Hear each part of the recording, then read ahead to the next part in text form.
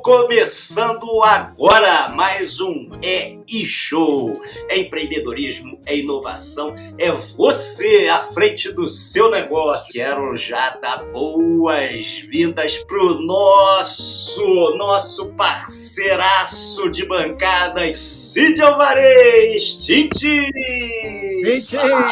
Grande Cid! Cid, sua saudação inicial, Cid, a palavra é sua. Estamos de volta e hoje tem o nosso queridíssimo Gastão Bolognese, que vai falar sobre vinhos, especificamente da Itália, região do Vêneto. Então prepare-se que tem coisas muito legais pela frente. E eu quero agradecer ao nosso patrocinador, a Grande Mistral, que vem nos dando todo o apoio. Mais uma vez está aqui conosco apoiando o Vinho é uma Viagem, que é o quadro do Gastão, que sabe tudo de vinhos, é um expert, uma fera respeitadíssima no mundo dos vinhos. Agora para você, aqui no E-Show, ele que é o grande. Vem pro E-Show, grande Gastão, ele já tá com vinho ali, olha o Amarone ali, Tintin!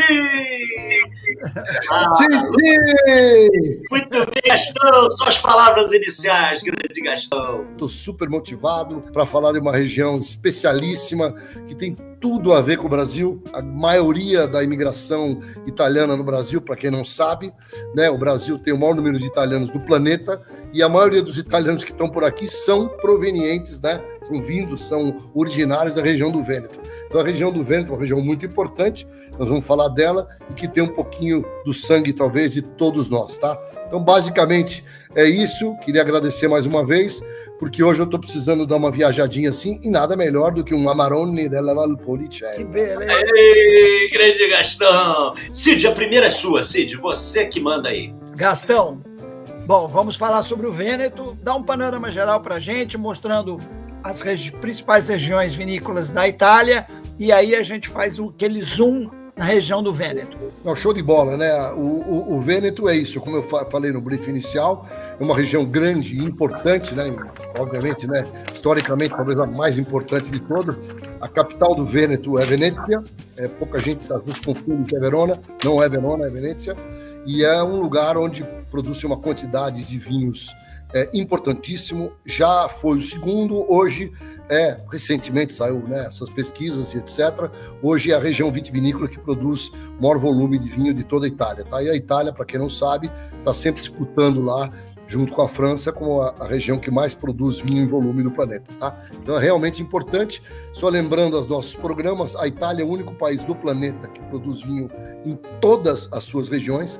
A gente gosta de mostrar a bota, porque cada uma das regiões tem vinhos e, na maioria dos casos, vinhos com castas autóctones. As castas autóctones são castas da região. Como, por exemplo, hoje, tanto eu quanto vocês estamos tomando vinhos à base da uva Corvina. A Corvina é uma uva autóctone do Vêneto, tá? Especificamente da região de Valpolicella, ali cerca Verona. E são vinhos de características totalmente diferentes, né? Impressionante como a Itália produz vinhos diferentes, né? Que maravilha, Gastão, maravilha. Vamos lá, vamos em frente. Vamos em frente. Então, essa primeira apresentação eu achei na internet, mostra aí o Vêneto em primeiro lugar, como eu comentei, a Puglia já chegou a ser o maior produtor, e o Vêneto realmente é uma potência produzindo vinhos, né? Eu até lembrei das nossas conversas, Flávio, só de denominações de origem, controlada e garantida, são 83, se não me engano. Então dava para falar uma semana de Vêneto. Nós vamos dar um shortcut e falar um pouquinho exatamente, como você colocou muito bem, da diversidade, né? O Vêneto tem, talvez a Puglia ainda mais baratos ainda, mas hoje em dia, temos de comprar vinhos affordables, a custo moderado e decente, o Vêneto é um baita de um player, tá? E, obviamente, tem vinhos dos mais importantes. Nós vamos falar um pouquinho dos vinhos mais importantes da Itália e o Vêneto vai estar representado de verdade lá. Mas realmente esse gráfico aí é surpreendente, eu não tinha ideia, né, da Puglia, né, com esse número expressivo aí, né, da participação de vinho. Olha, espetacular, bacana mesmo. Muito legal. E a Puglia, por exemplo, que a gente não falou ainda, né, a Puglia era um lugar de vinhos ordinários, tá? E também, hoje em dia, tem vinhos fantásticos também.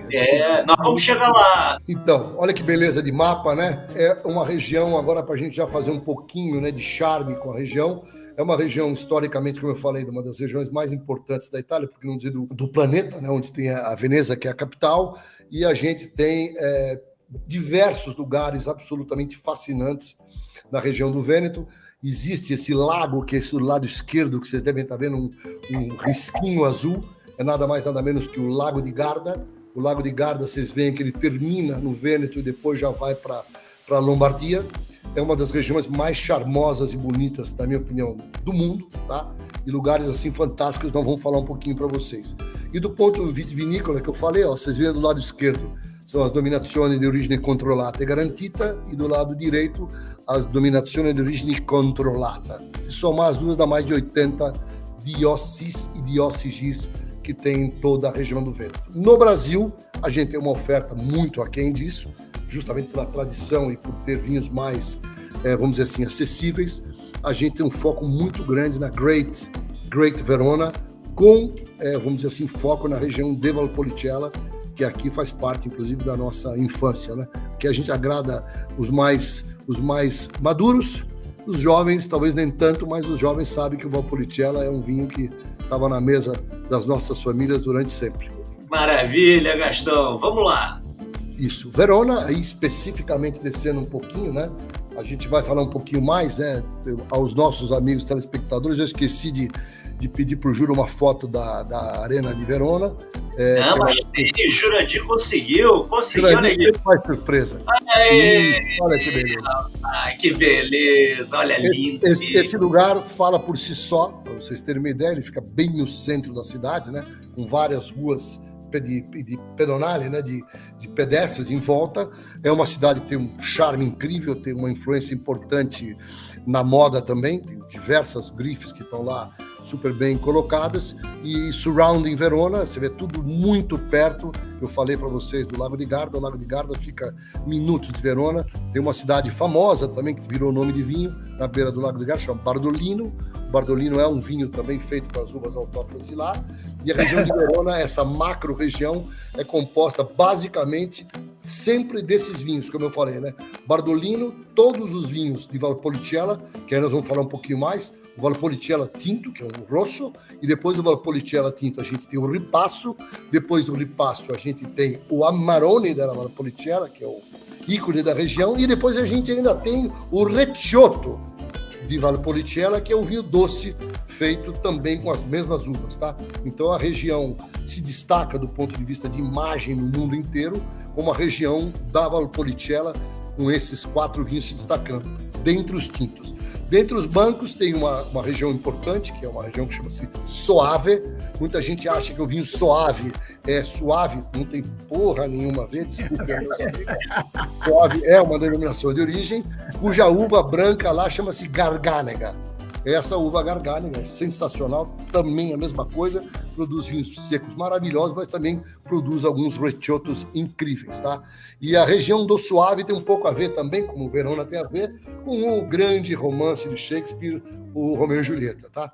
Então, é lindo, é lindo. E vale a pena conhecer, vale a pena ir lá, né? Vale a pena ir lá. A gente sabe que tem um pouco de marketing, né? Tem o filme lindíssimo das cartas de Julieta, mas é bonito, vale a pena. Esse tom romântico na cidade que é fabuloso, tá? Fabuloso mesmo. Verona é uma cidade que ela respira mesmo meio sensualidade, meio paixão, namoro, dating, etc. Tá? Então, para quem está planejando fazer alguma coisa romântica, acho que na Itália, dá uma passadinha em Verona, fica pertinho de Veneza, e aí depois já dá um passeio de gôndola lá na capital. Maravilha, Gastão. E me permita, Gastão, dar uma dica aqui para a audiência. Eu sei que você também já esteve vendo uma ópera nessa arena maravilhosa. Lá dentro da arena é um espetáculo único, é uma coisa assim espetacular. Eu tive a oportunidade de ver Nabucco de Verdi nessa arena. É uma coisa inesquecível, vale a pena ver. Eu vi Lucia de Lammermoor do Gaetano Donizetti. Foi um espetáculo. Mas eu comento que o dia que eu vi essa arena mais linda, eu não estava pessoalmente, foi há 2 anos atrás, quando a última etapa do Giro de Itália, de ciclismo, a chegada foi na Arena de Verona. Então teve toda a festa de premiação, etc. E foi uma coisa lindíssima que eu nunca vou esquecer também, porque, como eu falei, a cidade é muito mágica, muito especial. Gastão, queria que você falasse sobre o processo de abastecimento, né? Creio bem lembrado, que é típico de produção de vinhos da Itália, né? Então, deixa eu falar, dar um briefing aqui para todo mundo.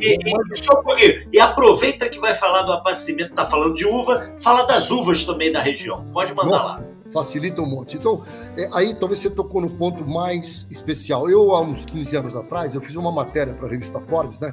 Eu era o colunista da revista, e eu inventei uma matéria que chamou-se, na ocasião, Vinhos Únicos. Os vinhos únicos, que na ocasião eu escolhi 4 vinhos únicos, eu diria para você o seguinte, eu vou falar dos 4, mas a inspiração que me inspirou na matéria foi o Amarone. Por quê? Eu tinha visitado a região de Valpolicella e tinha realmente ficado embasbacado com o que eu vi. Então, só para falar para vocês quais são os vinhos únicos do planeta. Os vinhos únicos são... Por que são únicos? São quase impossíveis de serem replicados, tá?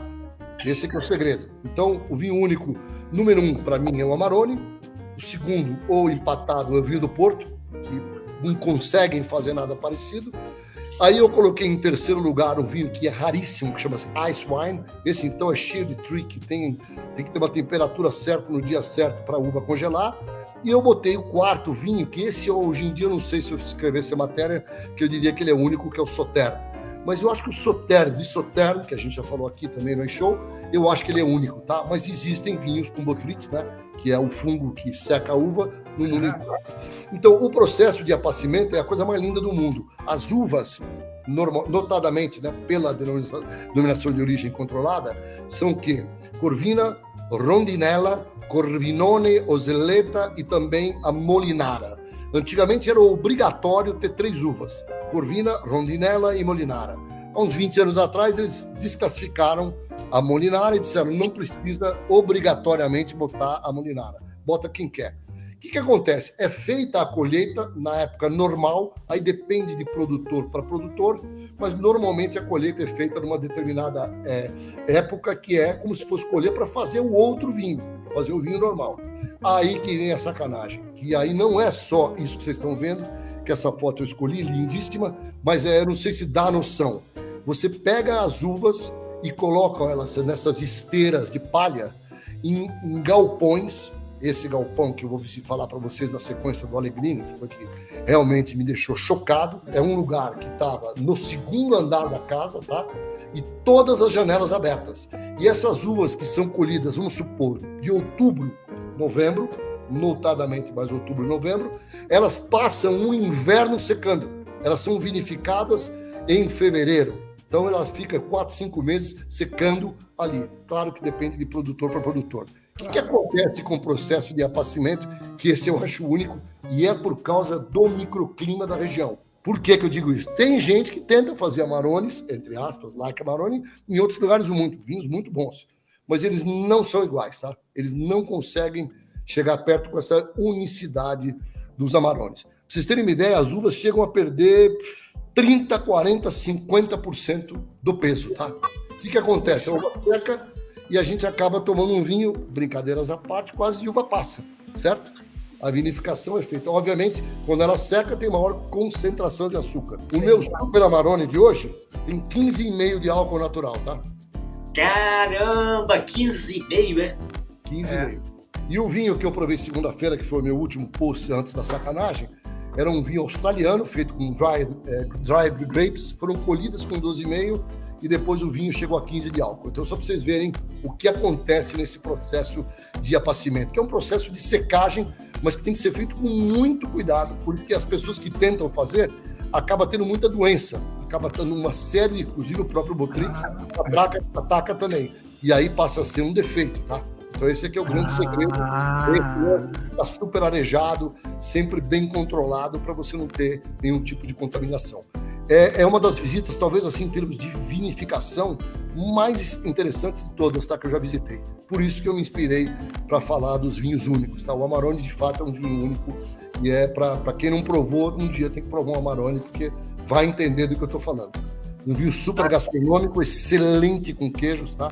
Eu diria que ele é a melhor harmonização possível com parmigiano reggiano da vizinha Emília-Romanha. Emília-Romagna. Tem um prato muito famoso lá em Verona, de alguns restaurantes, que é o riso alla Marone. Ele faz o riso vialone nano, que é da região, com o amarone na redução. E eles botam um pouquinho de radicchio. Alguns até botam radicchio e botam também um pouco de linguiça, o salame. Eu comi já uns 10 tipos lá de diferentes riso alla Marone, é um espetáculo. Um brinde ao apacimento. Um brinde ao apacimento. Ei, Prosecco. Aí tem duas curiosidades muito legais, que as duas cidades que dão origem ao Prosecco ficaram mundialmente famosos, como um espumante muito leve, excelente para começar uma conversa. Aqui no Brasil, há 20 anos atrás, era uma febre absurda. Hoje em dia já não é mais. Tinha muito Prosecco de baixa qualidade naquela ocasião. E a gente sabe que tem Proseccos incríveis. São duas cidades. Uma chama Valdobbiadene e a outra chama Cornigliano. São as duas cidades que elas são praticamente gêmeas e que ali estão todas as denominações de origem importantes da região do Prosecco. E interessante que eu tive em Valdobbiadene, uma cidadezinha lindíssima, uma delícia de visita, e em Cornigliano tem a Universidade de Vitivinicultura, ou seja, a Universidade de Enologia mais importante da Itália. Então, a maioria dos grandes enólogos estudaram e fizeram enologia em Cornigliano, tá? Então, é uma cidadezinha da uva glera, do vinho Prosecco, né, do espumante. Tem alguns espumantes, inclusive, super importantes. Lá eles têm uma denominação de origem controlada chamada Cartizze, que esse é caríssimo e vale a pena provar também para quem gosta, como eles chamam lá carinhosamente, de bollicini. Que maravilha, Gastão. Vamos falar das uvas, então. Vamos lá. Então, uvas tem um monte. Eu escolhi, fiz aí uma selection e botei as principais, né? Sem dúvida nenhuma. Como eu falei para vocês, as mais importantes e autóctones são Corvina, Rondinella, Ozzelleta, Corvinone e Molinara. E aí tem uma série de produtores, tem um volume importante de uvas internacionais, notadamente Cabernet Sauvignon e Merlot, tá? Nos vinhos mais baratos, para ter uma penetração, inclusive, mundial, tem muito vinho que tem a base de Cabernet Merlot, tá? Mas são vinhos super frescos, tá? Não são vinhos para guarda, etc. São vinho per bene, né? Como diria o italiano. Bebe logo da safra, é um vinho bem gostoso. Mas a Corvina é o grande espinha dorsal, eu vou falar um pouquinho para frente. Existem alguns produtores que fazem, inclusive, Corvina pura, tá? Que é, vou falar já, não vou fazer o spoiler, que são vinhos, assim, espetaculares, tá? Tem uma estrutura... Maravilha. Quero conhecer. Vamos lá. Aí eu já falei da grande garganega, né? Que é a uva obrigatória, 100% do vinho suave, tá? E a glera, para quem não sabe, a glera é o Prosecco. Todo mundo chama de Prosecco, mas não é Prosecco. A uva mesmo se chama glera, tá? Aí embaixo eu botei a Chardonnay, que tem uma presença relativamente importante. A Trebbiano, que ela é plantada em toda a Itália e tem plantação importante presença no Vêneto, principalmente na região de Lugana, não é Lugano, Lugana, e a Pinot Grigio, que virou uma febre mundial, né? O Pinot Grigio nasceu do Vêneto, de uma grande vinícola do Vêneto, um vinho super legal, light, não tem nada a ver, por exemplo, com o Pinot Gris da Alsácia, né? Que são vinhos mais untuosos. Esse Pinot Grigio da Itália, notadamente, são vinhos mais frescos para consumo mais rápido e, por exemplo, eu diria que nos Estados Unidos, entre Chardonnay e Pinot Grigio, são as uvas que dominam os vinhos em taça em qualquer restaurante que você for, tá? Talvez você for num restaurante ou num bar, você vai ter Chardonnay e Pinot Grigio, não tem nada mais. Talvez um Sauvignon Blanc em alguns específicos. Interessante, acho que foi o Cid que levantou isso aí, e pedem que era uma Chardonnay, que era um Pinot Grigio. Eu falei isso, né? Que chega, tem filme que fala que é o cara chega no bar e fala, please, a glass of Chard. Então, mulher geralmente. Mulher geralmente. Deixa eu lembrar o nome do filme para contar para vocês isso aí. Bom, Gastão, então agora vamos partir para os produtores da região e os principais vinhos. Então aí, mapão da grande Venécia, né? Que para quem não foi, vende o carro, vende, não sei, faz alguma coisa para ir, porque é mágico, lugar mágico total. Eu, por exemplo, adoro, que eu tive em Vicenza. Vicenza é o lugar do bacalhau vicentina. Então eu fui a Vicenza visitar o quê? Um lugar de grappa. Aqui eu vi uma viagem, então a gente fala rapidinho. Os maiores produtores de grappa, para mim o melhor de todos, está em Vicenza. Na realidade, numa microcidade chamada Bassano del Grappa. E ele faz vinho di Vinaccia de tudo quanto é lugar da Itália, tá? Não só necessariamente de Vinaccia de vinhos do Vêneto, tá? Ele chama Jacopo Poli. Como aqui não é o tema falar de grappa, vale a pena falar do bacalhau à vicentina e da grappa. Padova é lindíssima, né? Tem uma região, uma sub-região de Padova chamada Colli Euganei. Esse Colli Euganei, já falei rapidinho de Cabernet Merlot, tem alguns produtores que fazem vinhos incríveis, tá? Com Cabernet e com Merlot, que eu diria que são de classe mundial, tá? E eu tive o prazer de provar alguns. E as outras regiões, Jabelluno, já lá em cima, né, no norte, já é quase Friuli, tem ali briga um pouquinho com os vinhos do Friuli também, tá? Eu diria que o bloco é esse bloco do meio, tá? Que a gente tem vinhos espetaculares. Maravilha, Gastão. Vamos pro primeiro, então. Vamos lá, emoções à parte, aqui só para fazer um briefing para vocês, tá? Giuseppe Quintarelli nos deixou há uns 5 anos atrás. Eu tive o prazer de estar com ele nesta casa que vocês estão vendo aí. Foi uma emoção incrível estar com ele. É difícil até de descrever de tão especial que foi a visita, porque esse cara é o seguinte, não é que ele é exclusivo, ele é absolutamente exclusivo, tá? Os vinhos deles foram e continuam sendo carésimos, repito, carésimos, rarésimos. São vinhos de importação da Mistral. Hoje em dia, tanto o de cá quanto o de lá, que é o Amarone della Valpolicella e o Alzero. O Alzero é um vinho feito com Cabernets, Franc e Sauvignon, com métodos parecidos com o do Amarone, tá? Nossa!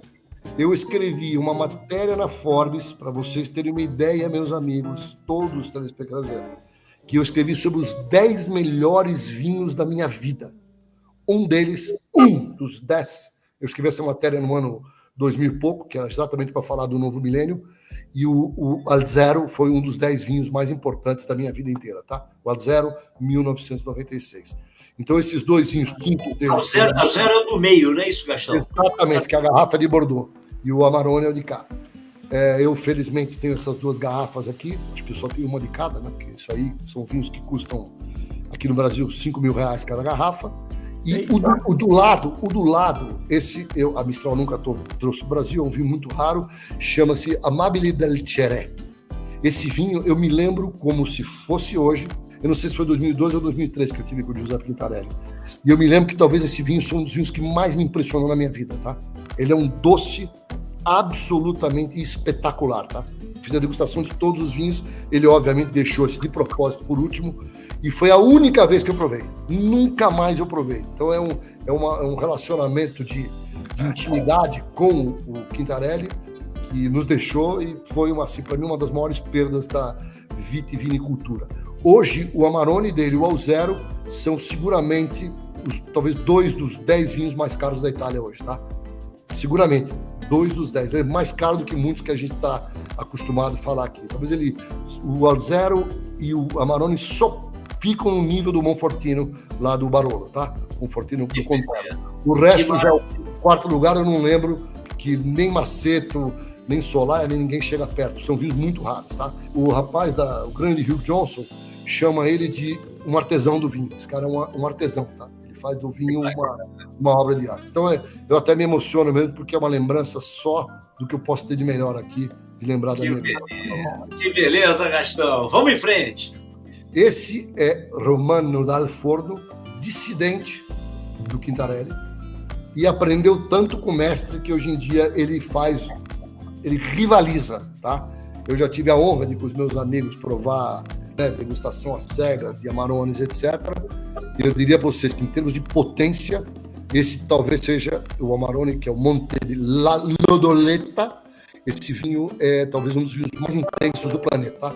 Esse não tem, falei 15 esse 17 de álcool natural, tá? Normalmente. Ele é um vinho que o Mike Tyson fica com medo do vinho. Quem gosta de vinho com muito corpo, muita intensidade, esse talvez seja um dos vinhos mais importantes do mundo. Eu, particularmente, aí a questão mesmo de gosto, pela elegância, o Quintarelli, para mim, é mais vinho. Mas eu diria que esse vinho assusta, tá? Também é muito caro, tá? É um pouco mais barato que o Quintarelli, mas ele tá nos top 10 também. Grande produtor, tá? Maravilha, maravilha. Alegrini. Olha a emoção, olha a emoção, olha a emoção, olha a emoção. Essa vinícola talvez é a mais legal que eu visitei de todas lá na Vêneto. E eram 3 irmãos, sobrou a Marilisa Allegrini, que é uma grande amiga, uma pessoa que eu adoro, e esses vinhos são maravilhosos, né? O Amarone, esse aí eu tenho mais de umas 4, 5 safras aqui em casa. São vinhos incríveis, altamente longevos.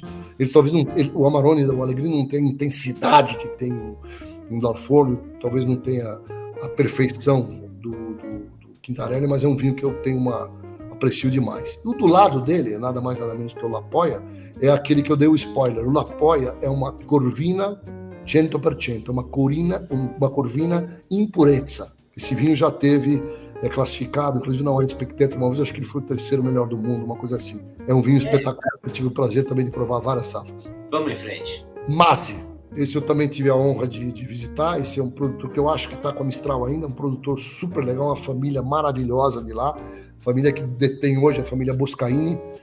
Vou falar desse, vou falar do próximo, que também é de propriedade deles.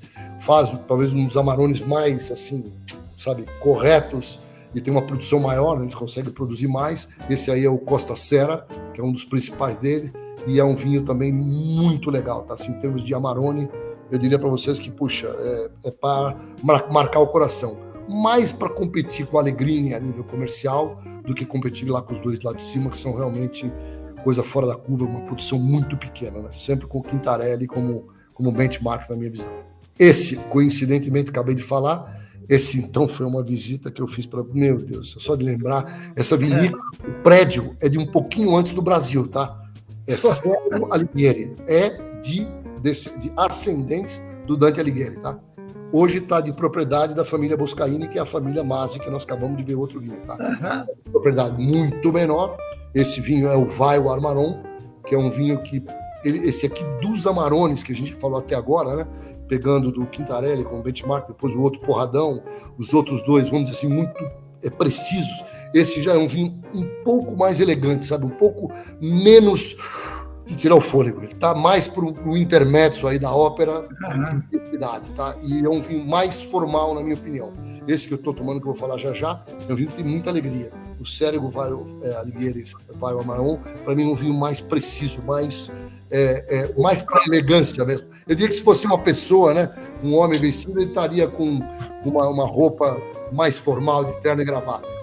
É a persona do vinho, esse é o Gastão. Esse vinho é maravilhoso. Esse é sensacional, tá? É um produtor que, ela teve no Brasil uns anos atrás, também publiquei na Forbes. Ele trouxe aqui, acho que foram 6 safras, tá? E 2 delas datadas da década de 60. Então eles têm uma que eles chamam de library muito grande. Então eu tive a oportunidade de provar 64, 68, 78, 82, 85, eu provei várias safras e é impressionante a regularidade do vinho. Tá? O vinho é muito gostoso e ele, de novo, tem também essa tendência de ser um vinho mais, acho que a palavra exata é mais clássico, tá? Não é tão bombástico como os outros que eu comentei antes, tá? Então é um vinho super clássico. E do lado dele, eu destaquei mesmo, porque eu adoro esse vinho, que é o Recioto deles, que não é um vinho caro, o Recioto da Valpolicella deles, é o doce dele. E esse vinho, para quem gosta de dica, é uma delícia com chocolate também, tá? Ele vai muito bem com queijo de massa azul também, para quem gosta. Agora, com chocolate, ele é um espetáculo. Esse vinho aqui eu tenho em casa também. Ele é delicioso para o final de refeição, tá? É muito gostoso.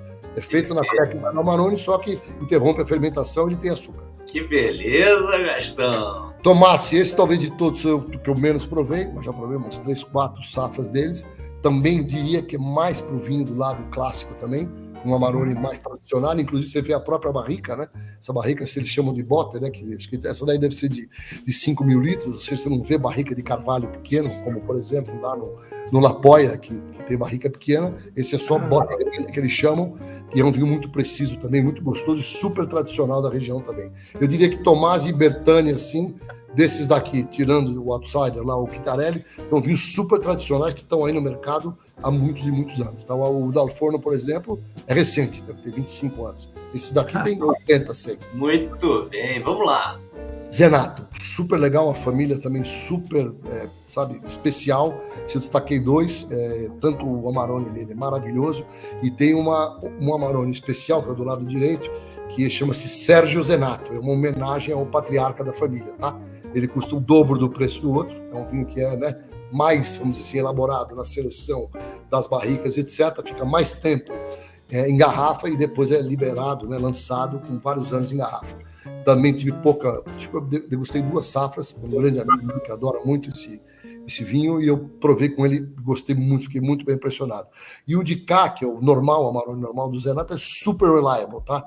Eu diria que ele está na faixa de preço do Tomasi, do Bertani, do Allegrini, alguma coisa que mas é muito bom mesmo, é realmente especialíssimo, tá? Eu diria que é o pedigree dos Amarone, vamos falando aqui hoje. Maravilha. Sperry. Mais recente, né? Eu tive a oportunidade de provar isso. Inclusive, estava com outro importador, agora está com a Mistral também. Faz um vinho super legal, um pouquinho mais modernoso, tá? Que me agradou muito o estilão do Amarone deles, do Sperry, e é bem gostoso. Eu provei também o Policella, os outros vinhos dele, mas o que me marcou foi esse Amarone com um estilão não tão, vamos dizer assim, bombástico, como eu disse. Então, um estilo um pouco mais leve, um pouco menos carregado em álcool, menos carregado em madeira, menos carregado em fruta. Um vinho mais assim, pro andar de baixo, vamos dizer, no bom sentido, né? É questão de gosto mesmo. Mas ele é um grande Amarone. Agora eu vou falar do Campagnola. Esse eu vou Campagnola! Esse eu tive que seduzir a Claudinha lá e o Rodrigo. Eu falei, pô, tem um Amarone aqui para falar hoje. Se não tiver Amarone, eu me suicido, né, pô? Aí ela me mandou esse Amarone, que eu vou fazer uma confidência hoje aqui para todos. É a primeira vez que eu provo esse vinho. E de novo... esse aí que você vai beber. Mostra a garrafa aí. É esse que está aí na telinha. Exatamente o Campagnola. Que beleza, Gastão. 2017, que foi uma safra difícil lá. O resultado, do ponto de vista da qualidade da fruta, foi bom, mas foi uma safra que deu menos quantidade, por exemplo, que as anteriores, tá? E no final das contas, eu estou provando o vinho aqui, estou encantado. Justamente porque eu fiz, né, o meu vestibulinho segunda-feira e bebi o australiano, entre aspas, Amarone, já para preparar a boca. E hoje estou curtindo essa maravilha aqui. Impressionante como é, brincadeiras à parte, realmente o Amarone é um vinho único, tá?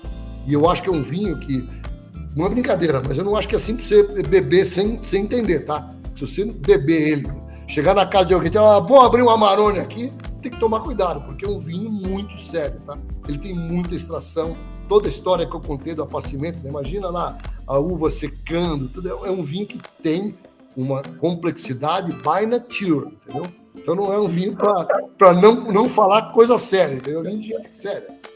Ô Gastão, assim, fazendo uma perguntinha rápida para você. O Amarone, qual é a melhor harmonização? Qual é a melhor comida para acompanhar o Amarone? Eu sou super flexível nisso. Eu falei para você que se me perguntasse uma harmonização, e eu estou chateado porque eu tenho aqui o parmesão, tem um parmesão 60 meses aqui que eu tenho desde o ano passado, e eu vou comendo ele só em ocasiões especiais. Eu diria que uma harmonização de um Parmigiano Reggiano stagionato, né, que tem um pouco mais de vida, com esse vinho é uma coisa inédita, tá? Agora, eu comentei com vocês, né? Você fazer um riso alla Amarone, ou seja, você pegar o risoto, em vez de você botar o vinho branco, você botar o Amarone, e obviamente depois uma boa e generosa quantidade de Parmigiano. E aí você bota lá o radicchio, que eu adoro, para dar justamente o contraste. Você gosta do radicchio? Adoro. Agora, por exemplo, de novo, com carne, por exemplo. Carnes que são, né? Pega um bife de ancho, que tem bastante gordura entremeada, é um vinho quase perfeito, tá? É perfeito, porque ele tem a estrutura para aguentar a comida. Perfeito. Agora, de novo, brincadeiras à parte, não é um vinho para iniciante, entendeu? A pessoa que vai tomar um vinho de 15,5, 16, 17 de álcool, tem que tomar um certo cuidado, porque ele tem realmente muita profundidade, muita complexidade por todo esse environment que ele foi produzido, com toda essa complexidade que ele teve que passar para virar vinho, né? Esse negócio do apacimento. Somente para iniciados. Vamos em frente. Esse é um produtor novo, engraçado. Esse é interessante a gente botar, porque eu provei esse vinho pela primeira vez, eu postei no meu Instagram há uns 4, 5 meses atrás. Ele já é um outro estilo de Amarone, tá? É um Amarone muito, muito, muito mais pro lado menos bombástico, tá? Ele chama ilussurioso. Lussurioso. Uma coisa linda. E esse lussurioso é o top de linha dessa casa, que chama Buglione. Não é uma casa antiga também. E eu fiquei impressionado. O que é luxurioso? Tem a ver com luxo, alguma coisa assim? Claro. Que bacana. Luxo italiano é lusso. E esse é lussurioso. Que bacana, que bacana. Super elegante, tá? É assim, ele é de novo, aí ele é, se você botar um do lado do outro, por exemplo, desse com esse aqui, esse é para um lado mais leve, esse aqui é para um lado mais encorpado, entendeu? Você tem um corpo mais mediano em comparação com esse aqui. Aí, de novo, vai do gosto. A expectativa que a gente tem de Amarone, e muita gente tem esse mindset, é de um vinho muito porrada, né? Mas também existem estilos de Amarone diferentes. Vamos em frente. O Masobussola, esse inclusive é o Vinheto Alto, que é o vinho top dele, que chama TB, né? Que é o nome em homenagem a ele mesmo. Esse cara teve no Brasil também, uns 4 anos atrás. É um cara de boutique, faz pouca quantidade de vinho e faz vinhos muito especiais, tá? Bem legais mesmo. São raros de achar, que no Brasil tem uma importadora que traz. E eu provei bastante, inclusive acho que eu ainda tenho aqui uma garrafa em casa. E esse TB realmente, esse de novo vai lá para o andar de cima, tá? Esse TB é uma porrada daquela de heavyweight mesmo, tá? Um é médio ligeiros e esse aqui, o outro lá é mais pesado. Esse é peso pesado. Eu diria que são médio pesado. Como é que é? Heavyweight é o peso pesado. Aí depois nós vamos ter um monte de cruzadores aí e depois temos aí uns meio médios ligeiros. Muito bem. Vamos em frente. Agora são os Prosecos. Prosecos. Eu não quis perder muito tempo com o Prosecco porque ele não tem o fascínio, o romantismo, com todo respeito, né? A gente gosta. E eu separei aí os que eu tenho provado, que eu gosto, inclusive, dessas vinícolas. A única que eu visitei é o Nino Franco, que foi uma experiência absolutamente espetacular, tá? Sim. Porque a gente desafia o produtor, ele vai lá e pegou um Prosecco 1976 para mim. Você quer ver se... E pegou lá o vinho e estava íntegro, espetacular, etc. Tá? E esse cara faz vários tipos, inclusive... Esse primeiro aí, né? É o primeiro? Esse primeiro, por um acaso, não é o rústico, que é o dele de guerra, que é um espetáculo, tá? Chama rústico. Esse aqui eu acho que é o Rive de San Floriano, ou o próprio nome do pai dele.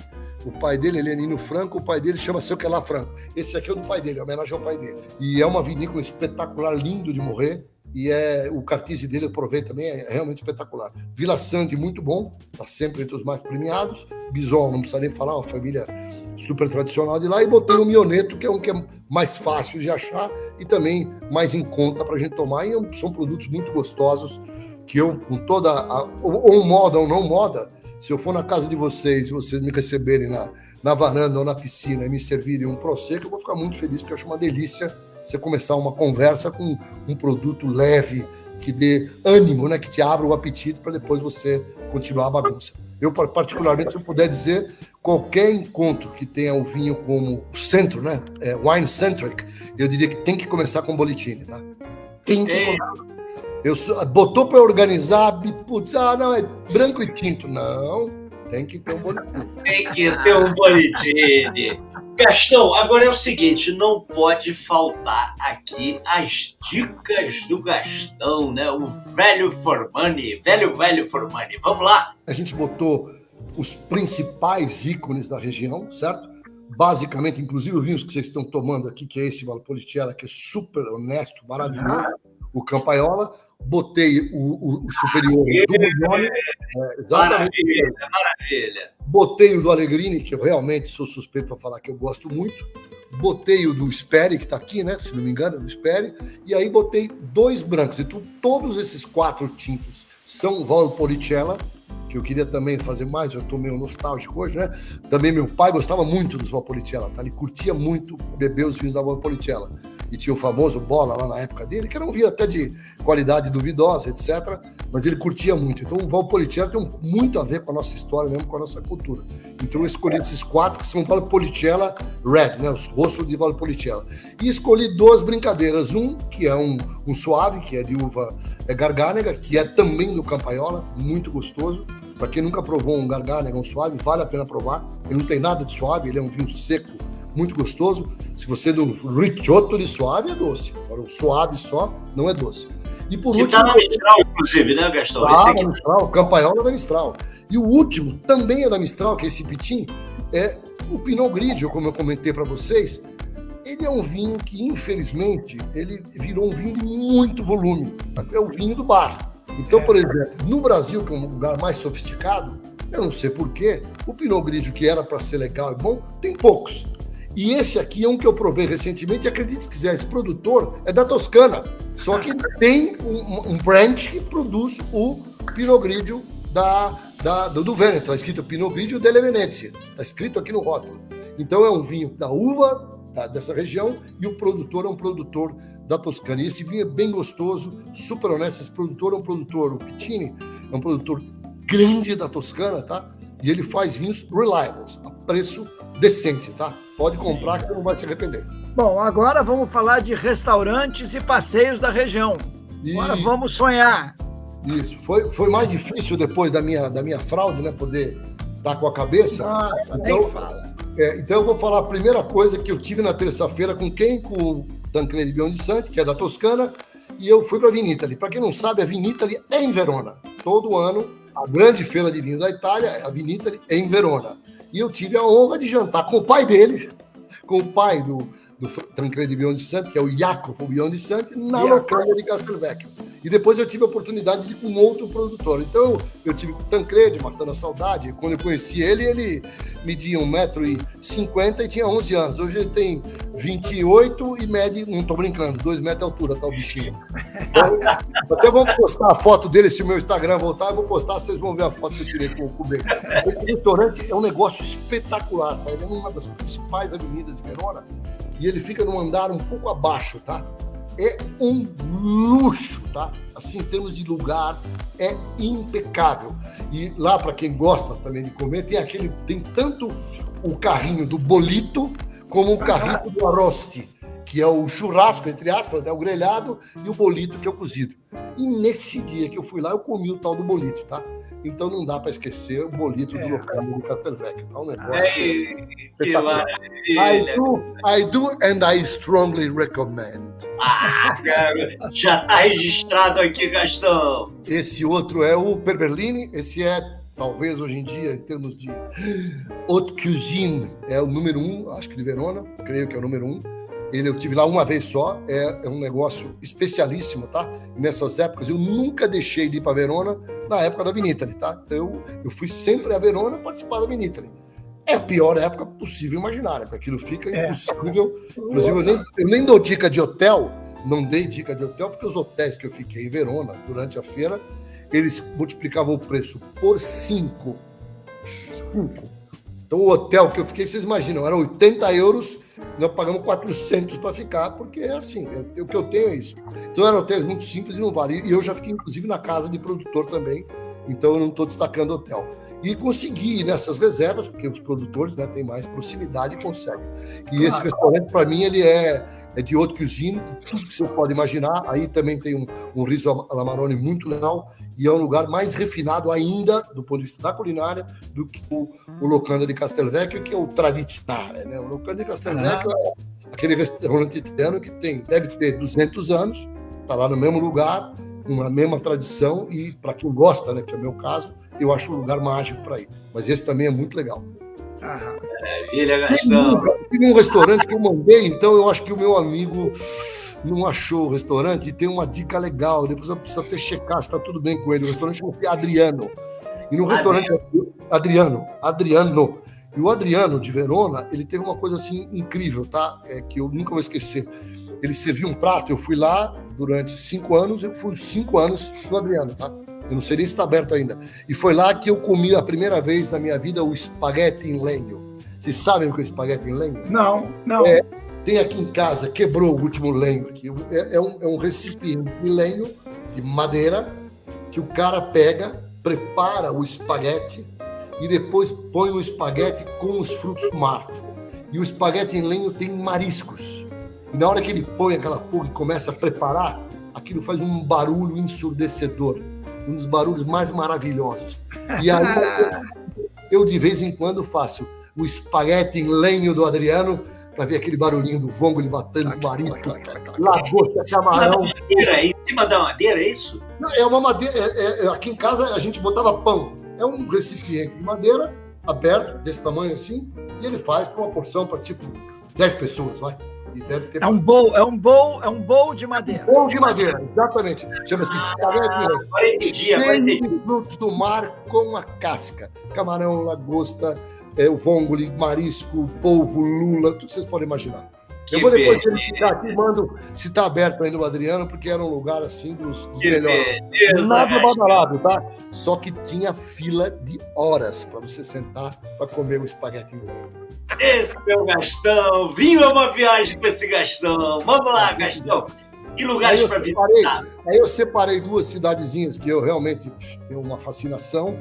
E eu ainda fui, né, matei uma aula de geografia aí, porque no mapa, né, Bardolino está no Vêneto, agora Sirmione está na Lombardia. Só que assim, fica 12 metros do Vêneto. É muito perto de Verona.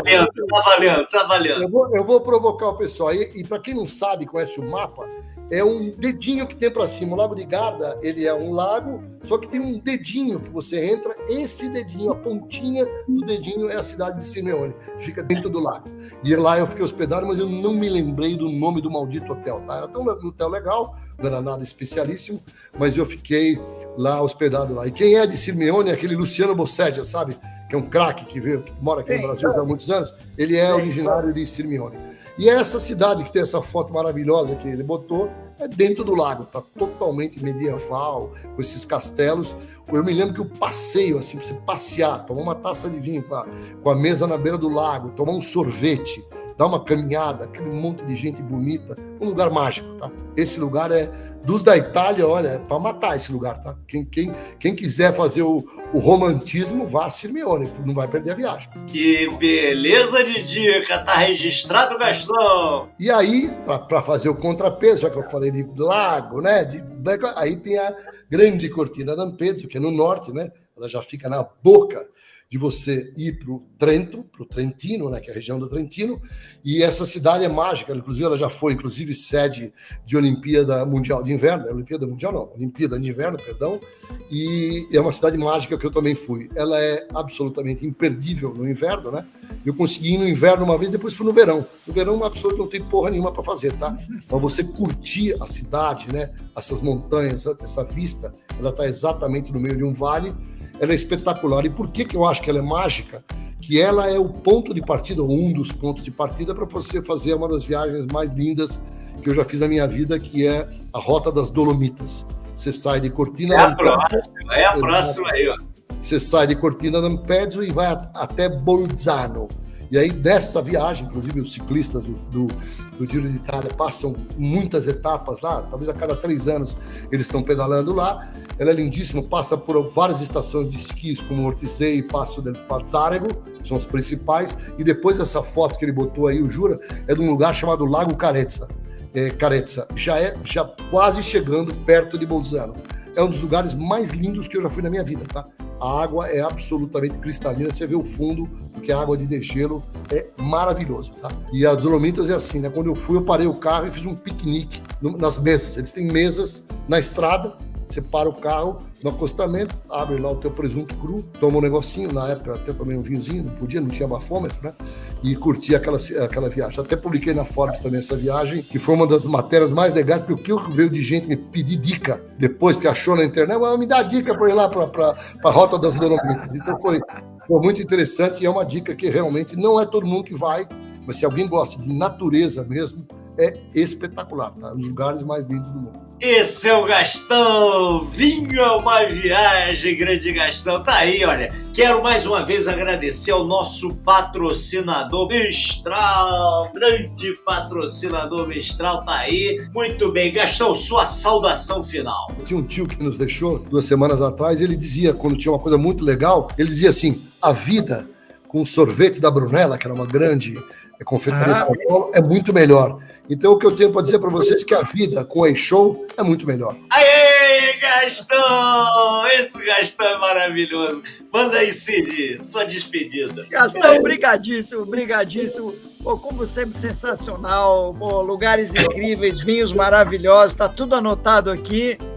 E vamos pro próximo. Olha, eu quero dizer aqui, em primeiro lugar, a vida é melhor com Gastão, rapaz. Mandou aí toda essa energia dele, né? Falando do Vêneto, que Que maravilha! E eu já estive na região e registrei lá alguns lugares. Vou voltar à região com as dicas do Gastão. Gastão, olha, muito obrigado. E dizer aqui mais uma vez, Gastão, com toda certeza, ao vivo no YouTube, no Facebook, no LinkedIn, você é show, Gastão! Grande Gastão! Um brinde final! Tchim, tchim! Grazie di tutto, grazie signore! Vediamo presto! Grande Gastão! Ei!